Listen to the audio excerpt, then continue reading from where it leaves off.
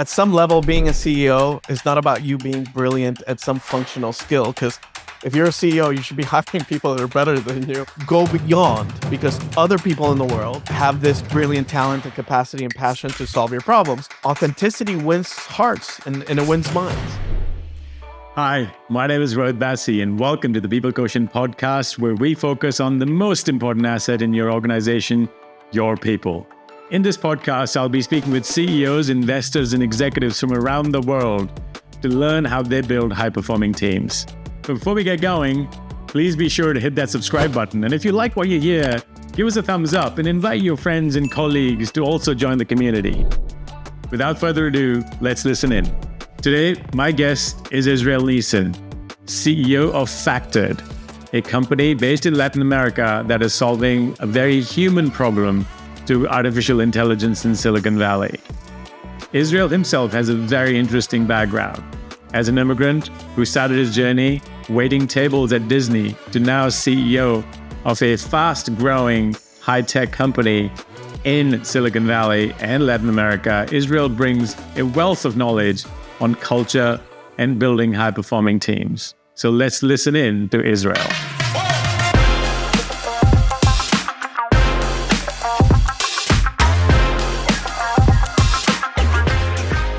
Israel, so good to see you, man. As always, I just love whenever I'm getting on a phone call with you or a video. It's like, we've never parted ways. I've known you for 20 years. Likewise, Bassi. It feels like we're still in Playa del Rey. Yeah. It feels like we just graduated and starting our careers, although we look slightly different, maybe a tiny bit, Less hair. Thank you, man, for taking the time. What I'm most excited about regarding your story is that you've got a very rich, deep, people-related personal story. Now a CEO of a company that is all about people. And part of the reason I'm excited is I would love the world to hear your story and learn from the things that you've been able to do, the mistakes you've made, successes you've had. So they can get to know the Israel I know and also learn from him.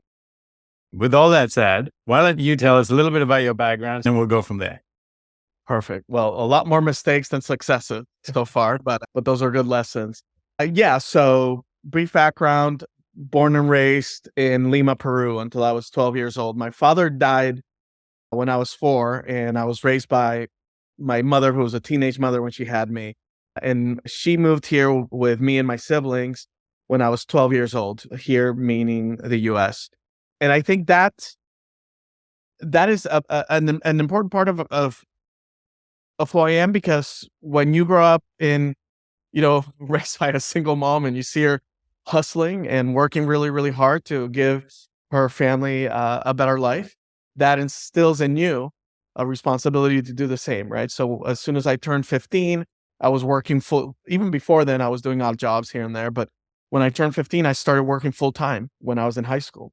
And so I was working full time during high school. I'd work till like midnight and then wake up like at 6 a.m. to go to high school and do it all over again every day. And I was working at Pollo Tropical, which is the Florida version of Pollo Loco, if you're in California. So it's a fast food chicken restaurant.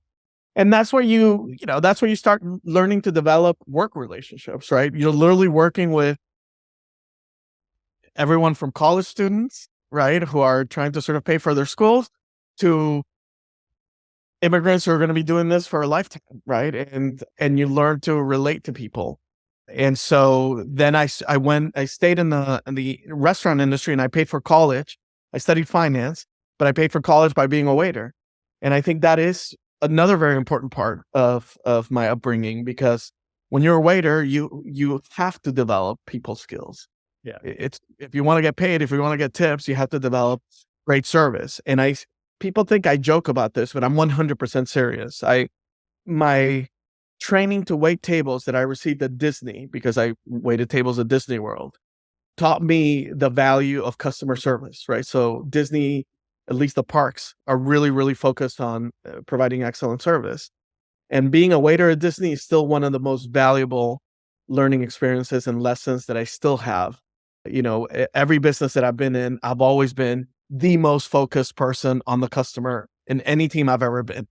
Right. My obsession with the customer experience, I think, is in great part to my experience with Disney. But anyways, waited tables, studied finance, moved to California, did 4 years in corporate finance, pricing stuff at Toshiba back in the day when Toshiba was the number one laptop company in the world.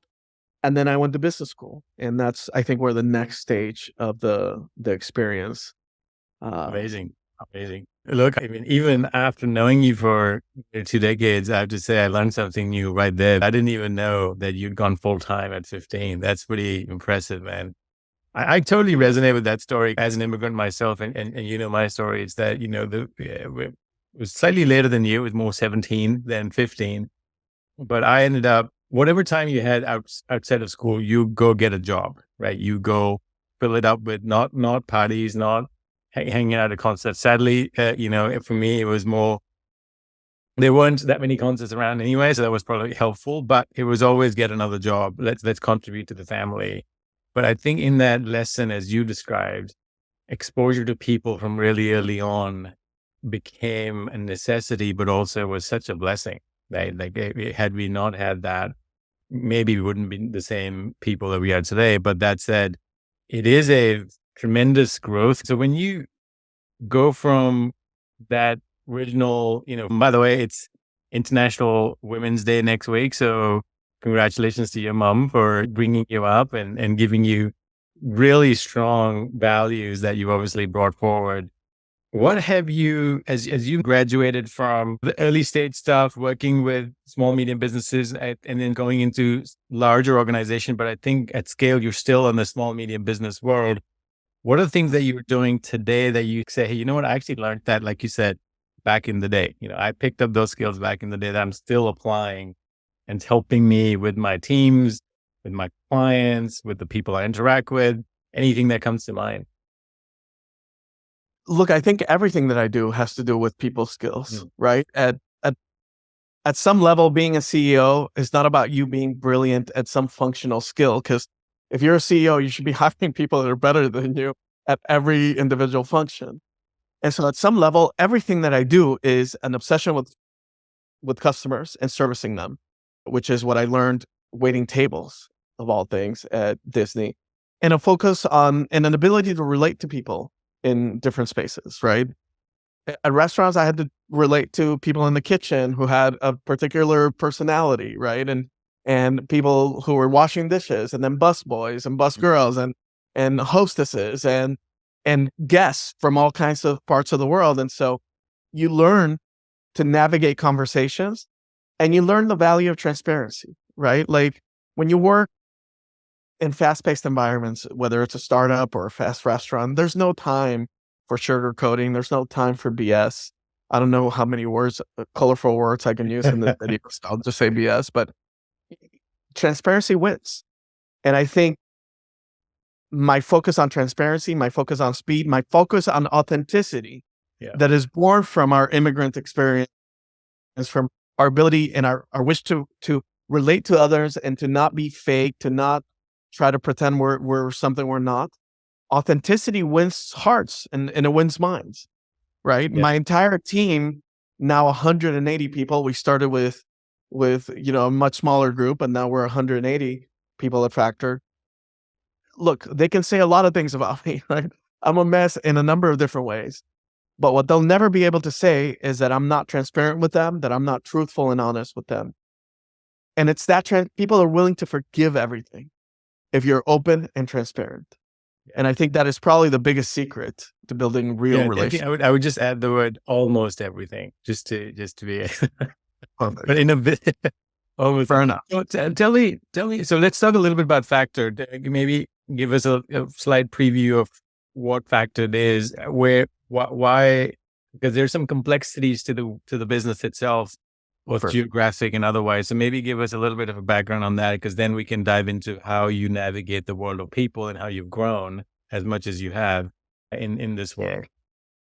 Absolutely. So the problem we solve is that in tech, there is a big shortage of talent here in the US, especially for highly specialized technical resources and engineers in the areas that we focus on, specifically data science, machine learning, AI, data engineering, and data analytics. So data related roles are in very high demand here in the States. There's like 5 job openings for every practicing engineer, right? So it's impossible to fill these roles in Silicon Valley. And so this idea that companies have that, they're just going to find someone in Silicon Valley leads to a major problem, which is all these companies, all they're doing is they're poaching people from each other.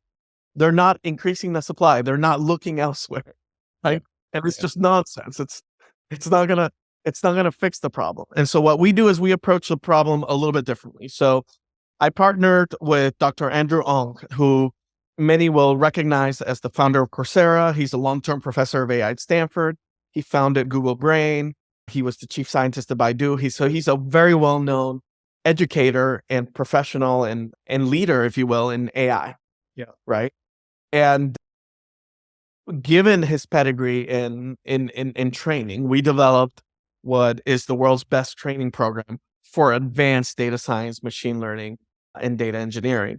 And so what we do is, if you believe that human intelligence and human passion is equally distributed around the world, it makes no sense to just be stuck with the people who are 15 miles away from your office radius, right? Go beyond, because other people in the world, right, have this brilliant talent and capacity and passion to solve your problems. And so what we do is we find the most brilliant people currently in Latin America. And if they have 2 or 3 years in engineering and data science, we take them from 60 to 95. So it's not a 0 to 60 boot camp, but a 60 to 95. How do you get someone who's been doing this for 2 to 3 years and get them to a Silicon Valley, Google level of technical rigor and proficiency? And we provide them the world's best training program, and then we hire them to work for our company, and then our company places them on projects in the States. And it's grown tremendously successfully. Latin America is relevant not only for that, because it's got untapped talent that we're helping find and nurture and polish, but also because it's the same time zone as the US, right? So literally, there's no difference between you working with your remote office from Palo Alto to San Jose rather than Palo Alto to Colombia. It's literally the same experience, right? Yeah, that's very fascinating. And when did you get involved with this business? Well, it was a few years ago, wasn't it? Yeah, so I launched the company 3.5 years ago, and it was actually a product of a little bit of a midlife crisis that I had 6.5 years ago. So 6.5 years ago, I was your typical MBA type who'd been doing business development successfully, somewhat, making okay money, but I felt like I wasn't using my brain enough, to be honest with you, right? I felt like intellectually I wasn't as stimulated. And so I started learning the code on my own. I took coding boot camps, went to UCLA and took their coding boot camp. And then I found that a lot of the applications that I was building were data science related, right? So I loved hitting APIs and taking data and transforming it, calculating it, and producing some business relevant outcome. And then I realized, look, the best tool for that is actually Python and machine learning algorithms. So I started learning. I did other boot camps in machine learning and applied machine learning with Python. And that's how I got into it. And then I wanted to learn the theory behind these sort of the math and the algorithms. And that's when I started taking Andrew's courses on Coursera. He's got the most famous courses on machine learning and deep learning on the planet. And he just has a way of teaching these concepts that I found impressive. And I reached out to him cold on LinkedIn, and I reached out to his recruiters. And coincidentally, he just launched the AI Fund, which is an incubator of AI company ideas. Mm-hmm. And so they thought about training people in other parts of the world and Latin America. They started like a little bit of a training cohort, and I just turned it into a business, right? So I came in 2 months later, I met everyone, met the team, became the CEO. We got obviously some funding from the AI Fund, and then we got customers, and then more customers, and then more customers. And now we're a fast growth, profitable, successful scale up. Yeah. Right. No, that's really, really cool. And when you joined the business, what he was incubating, right? How many, and I know you said 150 people now. Back when you started, how many people did you adopt? Let's say for Yeah, we're 180 people. 180. Now, sorry. Yeah. Right. When I first started, there were 2 full-time employees and 1 advisor at the AI Fund. But we did have 11 identified engineers that were sort of being trained as a test.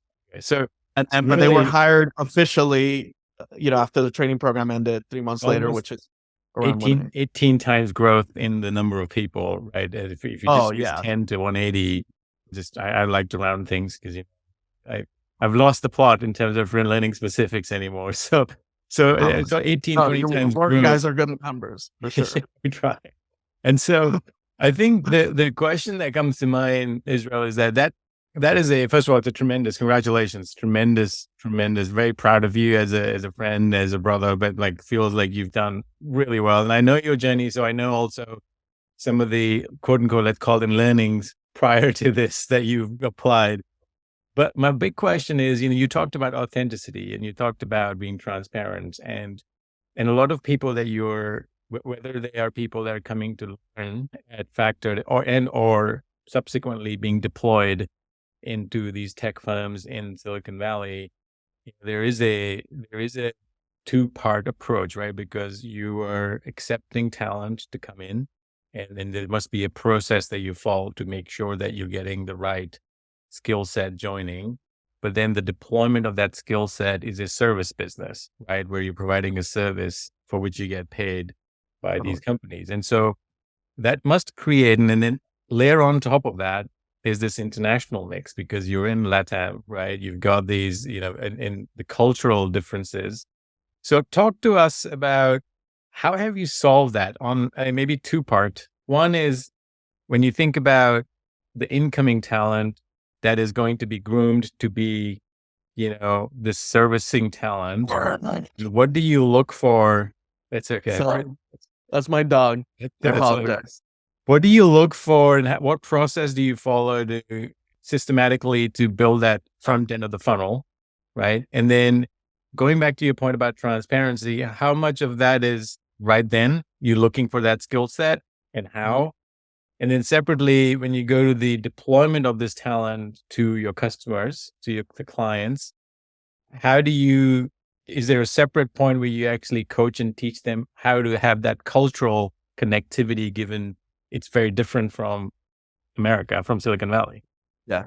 So all of those areas are interesting, right? So look, first of all, on the supply of talent, I'm recognizing that talent, pulling that talent. There's a number of things that work in our favor, right? Andrew's brand is very significant, especially on the talent side of things, because he's very well known. He's one of probably the top 5 most famous AI people in the world, and people in Latin America who've largely learned this stuff, not at universities, but online, have taken his courses, which are the reason he founded Coursera and what he's famous for. And so, that helps attract a pool of candidates for every job opening that we have. That said, I've delegated this to brilliant, passionate humans in my team that believe so much in our mission, that give so much back to Latin America, which is where we're all from, that they developed an amazing skill set at reading the technical talent, right? And being able to assess very rigorously, vetting for that technical talent, right? And then I come in, by the way, I interview everyone pretty much for cultural fit, right? And so then I start assessing things that matter in the US, like English language skills, right? Personality. I talk to people about our values. Our values are very sort of high performance Silicon Valley, not bureaucratic, big company, small world kind of stuff. And so I make sure to filter for those and to always communicate these things. I think where it works magically. I'll explain why. I really do think that if you combine the intellectual rigor, the professional rigor, the technical rigor in Silicon Valley with the passion, energy, ability to relate to others, happiness that we have in Latin America, it's a superpower, right? Like we're untouchable because, if you're rigorous and you're disciplined, you're better than most Latin Americans. And if you're passionate, in addition to having that rigor, you provide a level of value, a level of passion that is largely becoming more extinct in Silicon Valley, unfortunately. And I think that combination makes us actually even more powerful. Yeah. said, it has to be nurtured, because to our Latin American colleagues, right, we have to remind them, hey, listen, the rhythms in Silicon Valley are very different. Yeah. Right. The work ethic is different. There is maybe less patience and less tolerance for certain things. But then when they get ready and they go to, they cross the border virtually, if you will, and they start working with their counterparts in Silicon Valley and in the US, their passion matters, right? Like Latin America is in a good place in their history, because most of the countries in Latin America where we do business are looking at the future optimistically, right? The best they have going is in the future. Mm-hmm. It's very sad when you're from a part of the world where your best days were in your past, because you're no longer optimistic. Yeah. And so I think, look, it's a mix that I think has pros and cons, but when you get it right, it's actually a huge strength that we're culturally similar and different at the same time. Yeah, that's really, really useful for those listening, because I think it is, the world has sadly become more transactional. And I think the minute you can add transparency, emotional intelligence, joy to that, I think that it's that there's no shortage of IQ on this planet. They're very smart people, way smarter than you and I will ever be. Let's just admit it, right? And but the thing that I've hear you say is where you come into your process is, once the technical side, somebody can have the IQ that you need, the technical skills that you need, they've crossed that threshold. I think, to your point, adding that emotional intelligence filter. So not that you're finding those who have that emotional intelligence. Now that EQ, IQ makes them such a powerhouse as a, member of the team, virtually or not. It's phenomenal. So those are people listening, putting a lot of weight on IQ and not enough on EQ is a mistake, is essentially what you're getting at. And you can't really just do everything with EQ. You've got to have the fundamental skills to be able to deliver, but there are a lot more of that available. So if you can find people with high EQ that can do the job, I mean, I think now you've got a golden candidate that you've got to really spend time to nurture. So let's talk about that a little bit, because you did bring up the point of nurturing. And so as people go through your training program, now how do you cultivate that piece that you referred to at the end, which is this service quality, right? The stuff that you learned when you were 15 and beyond, which is intrinsic within you. First of all, let me ask two parts. One, how do you identify? What set of questions do you ask or things you look for in an interview with a candidate to see if they've got EQ, like one or two cues for people listening? And then separately, once they've passed that threshold, what else do you do to really cultivate them even more beyond what they already have? Yeah. So look, in terms of, I do hundreds of interviews, right? And I run a company. And so I don't ask a lot of questions, but I do ask every candidate at least 3 questions. Okay. And the following 3 questions to try to gauge what they're motivated by, what drives them, right? If they're a fit, if they have a passion for what we do. First question I ask typically is, imagine, I ask them where they're from, right? So let's say they say, I'm in Buenos Aires, right? And I say, okay, imagine we are in a beautiful neighborhood in Buenos Aires. We're having a nice steak and a nice drink together as friends, 5 years in the future, right? And you're telling me, as a friend, you're telling me, Israel, I love what I do. I wake up every single day, super motivated, incentivized. This is the work that I was born to do. And you're doing that 5 years from now. It doesn't have to be a factor. It can be anywhere. What is the job that you're doing? And I find that question elicits a lot of authenticity, typically, right? Some people might tell me a little shyly at first, they want to start their own business, right? Or they tell me that they want to do this other thing that may not have to do with engineering, or they want to learn or teach others, right? And so you get a sense of what's important to them, right? So that's the first question I ask. A second question I ask, which is kind of like a follow-up to that, right?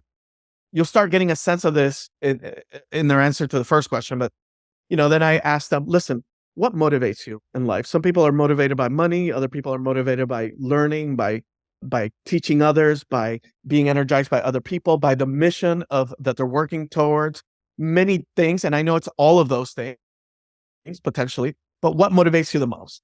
And I say it in a way that doesn't penalize any potential option. Money's important for many, right? And so, and then you start again, right? Like you see their eyes light up because they start talking about the things that motivate them, and they start sort of psychologically placing themselves in a place where they're happy, they're motivated, and all that. And you get a sense of what matters to them, right? And then the last cultural fit question that I ask is maybe more, to see the other side, right? I ask them, tell me about the people who you do not like working with, right? Yeah. And then that is super instructive because it tells you, look, I don't like mediocre people or people who don't, who are arrogant and don't want to listen to other people. And that's where you get the sense, are they a good cultural fit or not? Yeah. Yeah. That's great. That's really, really helpful because I think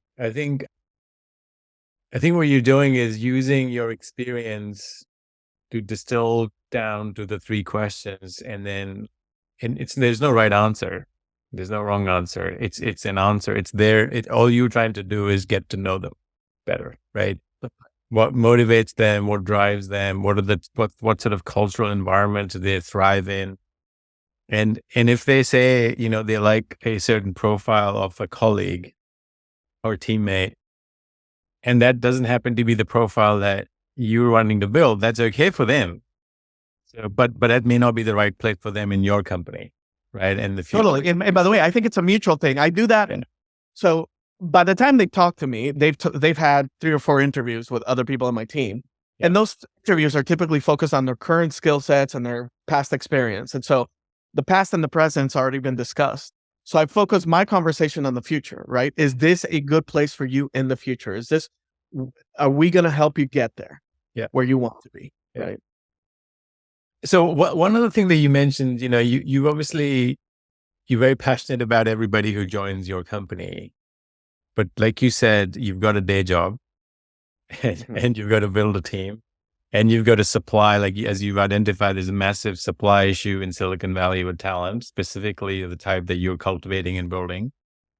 And then I'm sure you're also spending time with customers, like trying to identify with new pipeline and what have you. So that I still call that the day job of a CEO. Right. How do you balance that? What's your personal process of balancing for those CEOs who are startup CEOs or founders or small, medium business CEOs? Like, I'd love to get 2 new salespeople, but I just don't have the time. What do I get first? What do you say to them in both? How should they principally think about it, but also how do you balance it? I think it depends on the stage, right? Look, when it was the first 10 people, 12 people, 20 people, even 40 people, you do everything. Balance is in a word that exists, right? Everyone's a generalist. Everyone does everything. And, you know how I remember people saying a tech CEO has to, to earn their stripes, has to bring in the first $1 million worth of revenue, right? I brought in the first $20 million worth of revenue myself without any other salespeople or heads of sales. That is actually a mistake, right? I'm not saying that as an honor thing. Yeah. It's taken me a long time to let go of things. And so I think you need to think about the stage. In the initial stages, you gotta create a culture where other people are building. You can't build by yourself, right? And so I have an amazing culture of builders, people who were relatively junior in their career, who came and said, hey, Israel, I want to lead our data engineering chapter. When we didn't have data engineers, we started with machine learning engineers. Yeah. Kid came in, he's like, I want to make data engineering a thing. Created our data engineering training program, which by the way is now going to be licensed by one of the biggest tech companies on the planet, and created our data engineering chapter, right? They do that because you empower them, right? So what I tell people in every interview is, listen, at Factor, no one is going to set a pace or a ceiling for you. That's partly based out of personal fears, right? And personal experiences. I found very often, especially early in my career, that people who were not as driven as me or potentially not as good as me were setting my pace for me, and I hated it. And I promised myself that I would create a company that didn't set a ceiling or a pace for super capable people. Yeah. And so that's what we've done. We have many CEOs in all of these areas, and they've created and grown the company at a pace that it's incredible. In 3 years, 180 people, right? That said, right, before we congratulate ourselves, that worked well until we got to about 150 people, right? Yeah. And then you hit the Dunbar number, right? Which is that, I don't know if I know exactly what the science is behind it, but apparently after 150 people or so, right, a village, a tribe, a group starts losing that cognitive cohesion, right? And now we find ourselves at 180 people where, Israel and his tribe of warriors could contagiously communicate the energy, the culture, the sense of urgency. Yeah. That starts getting watered down when you go beyond that number. There's new people that maybe didn't drink the Kool-Aid so much, right? Or don't feel it as much. Yeah. And so now we find ourselves having to hire, like, I'm looking for heads of sales, marketing, VPs of engineering, VPs of HR, because it's become a thing where, like, I'm making way too many decisions that I shouldn't be making. And so I think about the stages. Initially, you have to do everything, because if you don't do everything, if you don't do a little bit of everything, you don't gain credibility from those who work with you. But over time, you need to start delegating and finding those people who are going to amplify your comments. And then another thing that I read very recently that I think is tied to this, that is super valuable. It's one of the most valuable learnings that I've had, especially in the later rounds when you hire people who didn't battle it out with you in the early days. You expect the same battle inside their heart, the same rage and fire that made you successful when you were a small team. And it's not fair to ask that of them, right? They've joined a company that's more successful, bigger. They expect a little bit more structure. And actually these VPs do this other thing for you. These hiring grownups does this other thing, which is shelter the newer, younger people from the fire in your heart, which might be scary to them at a different stage of your growth in the company. And they become that sort of that firewall between you and them, because you're always, as a CEO, going to have a bigger sense of urgency than anyone, right? Yeah. You're always going to have less patience than anyone. Yeah. You're going to be a little harsher with your words, and you're in impatient, right? And that doesn't scale as well. And so you need to hire these VPs also to protect yourself, right? And not piss off or offend, if you will, some of your younger, newer employees. That's that. And look, there's so many nuggets that you shared in that piece, because you've got the first bit, which is being involved as a CEO is quintessential to guaranteeing the culture that you want to build gets built, right? And so early on, whether it's 5, 10, 15, 20, 50, everyone's got their own threshold. But I think early on, it's not just because you don't have, you've got to do it because no one else is going to do it. It's also a combination of doing that, but making sure that you're building the right value system for your people and getting the right people in, because that's the foundation. At some point, you're saying, before you hit the Dunbar number, you got to get wiser, which is your counsel, in finding the people sooner rather than later who can then build the next stage. But in that process, you're still your L2s, as I call them. So my simplistic version is L1 is the CEO, L2 is his or her direct reports, and then beyond. You want to find L2s, but in that process of finding L2s, there's still going to be L2s that you believe have the same values that you want to, and you have built, right? So they can now instill those values in the L3s, and then L3s they hire in the L4s and beyond. I think so. There's a two-part. One is just knowing you've got to do the work, but once you've done the work, don't hold on to it for the fear of not, because the sooner you can find others to take that on, and it doesn't have to be from the outside. That's the other misnomer, right? Which is people always think I'm going to go outside. Yes, many times you do, but there are also equal number of times when you can find people from within.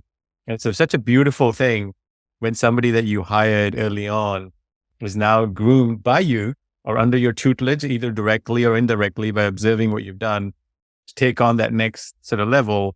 And that is a beautiful way of like now creating a cascading effect downstream. But the thing that you also brought up at the end, which is around balancing the new team members and the fire in them versus what you had. I've always noticed that, man, which is that they may have fought other fights at different places. So they know how to fight the fight. I think your job as a CEO is to know, can they fight the fight? And are they comfortable with it? Maybe it's different fight. And they've earned their ranks. It's like different members of the armed forces. They may have come through a different channel, but they're still a fighter. Now you teaming up to say, okay, this is our battleship. And so I think it's a really wise commentary there, because people often, especially CEOs, especially small, medium business CEOs, are so holding on to things. And then they become, like you said, you become the bottleneck, right? You become the bottleneck in your own growth. And what's amazing is that a lot of them have a lot of potential. The question is, the unleashing of that potential actually comes back to you. You've got that unleashing, but it's a different type of unleashing, right? The fire is now it's strategic and more thoughtful. And quite frankly, you're not scalable, right? Which is why I asked the question about people. And the topic is, it is difficult it's easier when you're 0 to 50 on a relative basis. For some people, even that's tricky. But as you grow, you're just not. And so therefore you have to be confident that your L2s will look for the same transparent values, will exhibit authenticity themselves, and ensure that the next wave of talent coming through is the same, if not better, because you should have learned as a company, right? Like you made a mistake. So you're like, well, we thought that was good, but not quite. And they're taking the learning curve and now taking it to the next level. So thank you for sharing that sort of piece. One question for you, as you talk about systematic growth, do you use any, or now or previously, any tools? I know you've got the technical skill set that you have to test. For that technical skill set, do you use any tools? Or for beyond the 3 questions you ask, are there other, tools that you use to get to know these people even better, like outside in tools? There's a resume, but there are other tools like MBTI or Culture Index or PI, any of that sort of stuff that you found? Yeah, it's a great question. So we use a suite of different testing tools for the technical skill set side, right? So we've used pretty much every company that you can think of: HackerRank, Test Gorilla. There's a great company, also part of the AI fund, called Workera, that tests skill sets related to data science. And so we use tools like that sort of rank you technically, that test your abilities technically and rank you in some level technically. We use internally for our reviews and our engagement a tool called Culture Amp. Okay. Right. Quite frankly, I don't actually know if it works too much because I just get the reports. But that's where you do 360 reviews and those kinds of things. We use HubSpot as our CRM, but we track every engineer in our CRM. That's as many of the tools as I know we use. I don't think we have many more. Oh, that's good though, because I think that those are also good ideas for people listening, because I think that the point of tools is really enabling you to not only be efficient, but also be effective in the way you bring people in, but also you groom them, cultivate them. So the fact that you're using tools is a really, really good best practice, because I've seen that happen where companies rely on instincts the whole time. And yes, it's good. But as you said, you are one person, your instincts, and how do you scale those instincts? And so it just gets really tricky. But if you have systematic processes and tools, it allows you to scale in a way that you can always reflect back on data and sort of say, what can we learn to go forward? So that's totally. And look, transparency on Slack is also a great tool. Yeah. Zoom, right? Every Friday we have an end of week meeting, and I very transparently answer questions, AMAs. They can ask me anything, even uncomfortable questions. Even if they're anonymous, I'll take anonymous questions from people that don't feel comfortable asking their difficult question in person.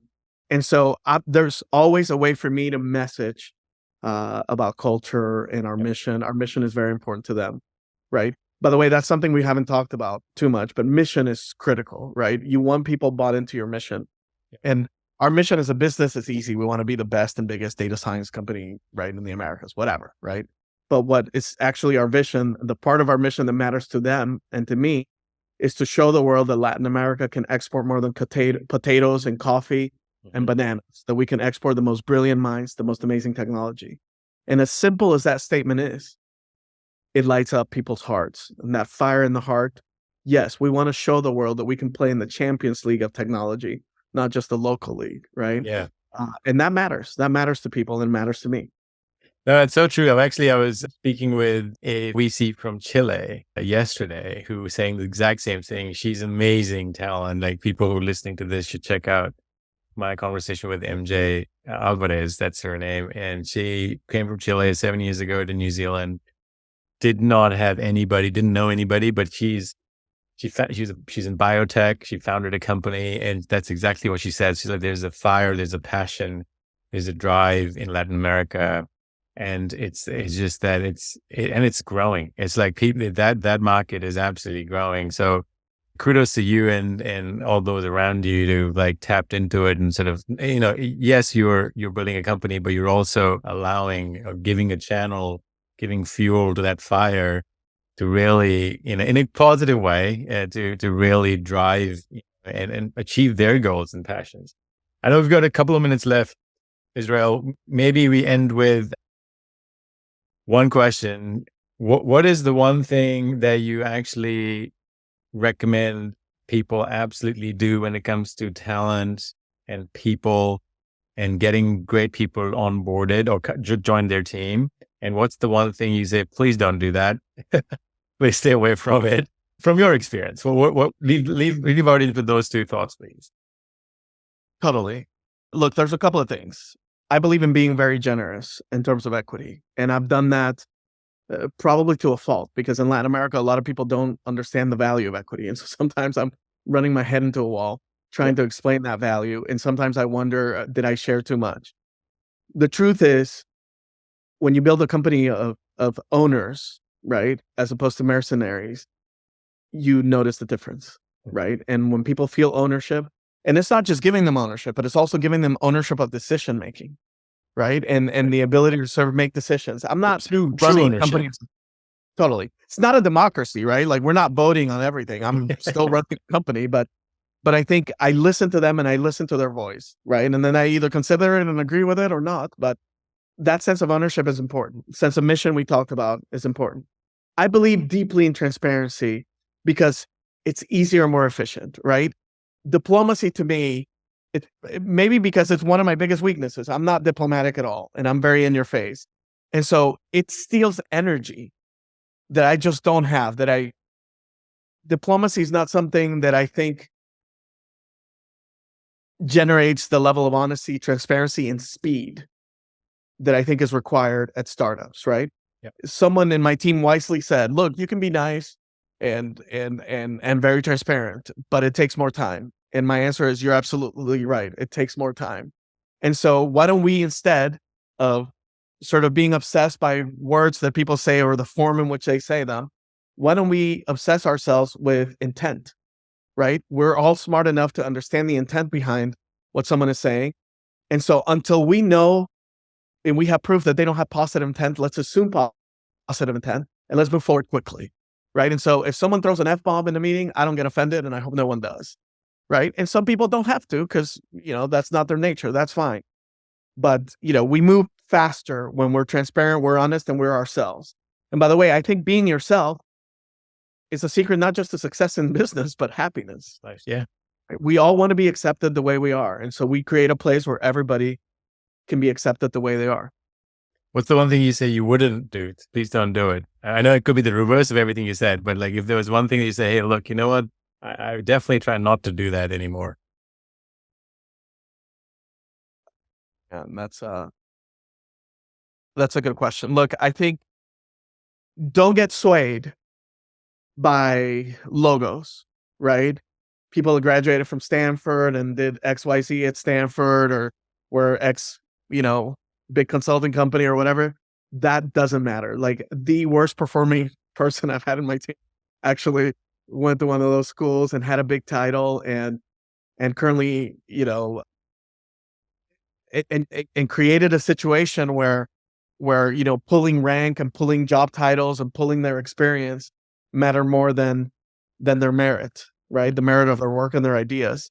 And that demotivates the rest of your team. And so don't let stickers, logos matter too much, because they don't, right? I think they're nice to have if someone's worked very hard for them, but it's not the end of the battle. It's where the battle starts. And so see what they've done since going to Stanford or Harvard or MIT or working at McKinsey, right? What have they done since? Yeah.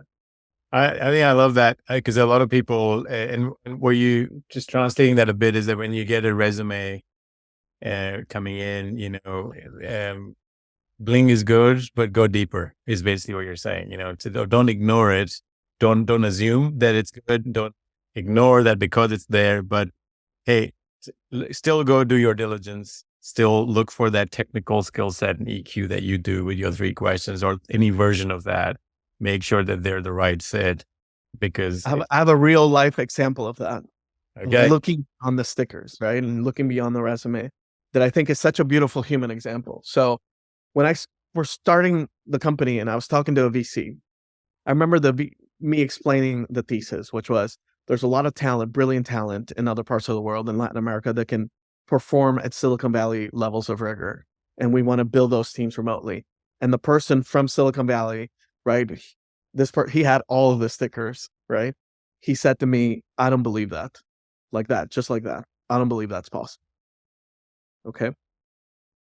Needless to say, we're the fastest growing and best performing company, and I think in the portfolio. And it wasn't Andrew, by the way. Andrew always believed in this, and it wasn't this fund. It was a different fund, but we're doing really, really well.